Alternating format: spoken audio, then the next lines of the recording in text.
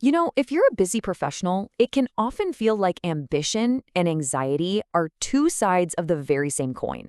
So in this breakdown, we're going to distill the core ideas from the ebook, The Calm Beyond Anxiety, and give you a really practical toolkit for finding your focus and, reclaiming your calm.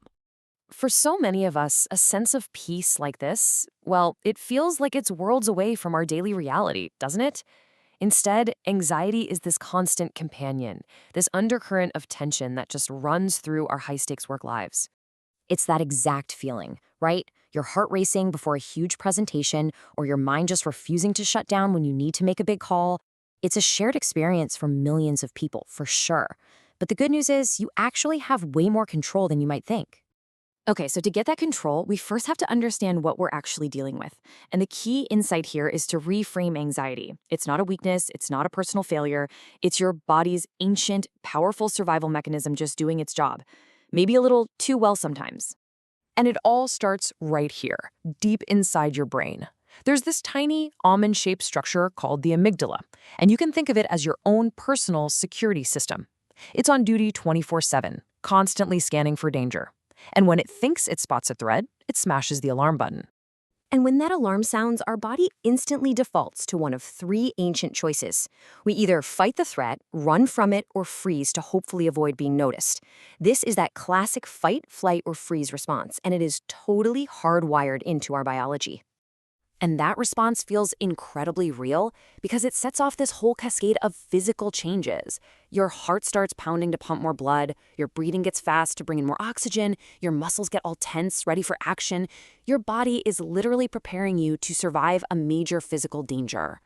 So here's the crucial point, the big disconnect. Our ancient survival programming is often completely mismatched with modern life.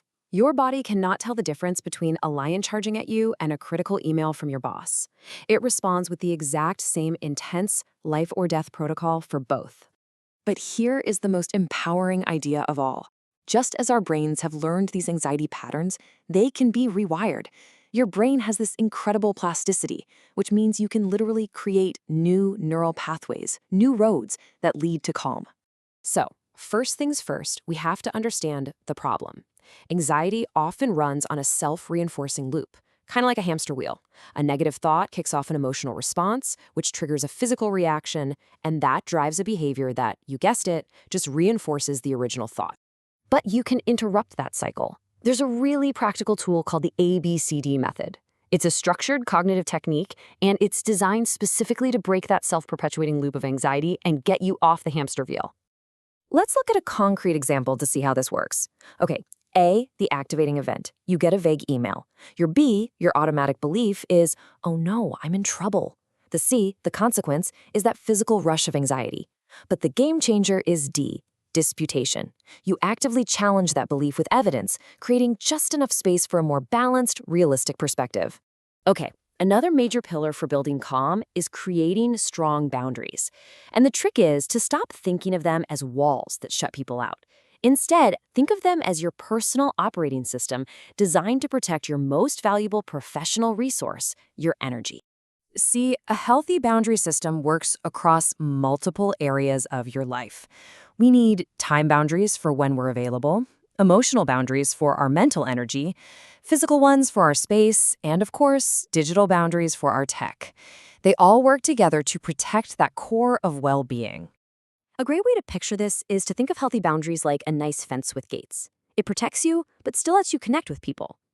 Unhealthy boundaries, on the other hand, they're either like these impenetrable walls that just isolate you, or they're like Swiss cheese, full of holes, letting every demand pour right through and leaving you totally overwhelmed. So, we have the tools to rewire our thoughts, and we have the framework for setting better boundaries. Now, the final piece of the puzzle is to actually integrate these things into a sustainable, daily practice that builds your resilience over time. And you know what? A simple yet super powerful approach is this 3-part daily routine. Start your day with a quick mental check-in, just to build awareness. Take a midday reset to stop anxiety from building up. And in the evening, use the ABCD method to review any triggers from the day. Remember, this isn't about being perfect. It's all about consistent practice. And that brings us to the final, really powerful idea from all of this. What if we just stopped seeing anxiety as this huge obstacle we have to defeat? What if instead we could learn to see it as a signal that can actually guide us toward greater self-awareness and a more intentional way of living?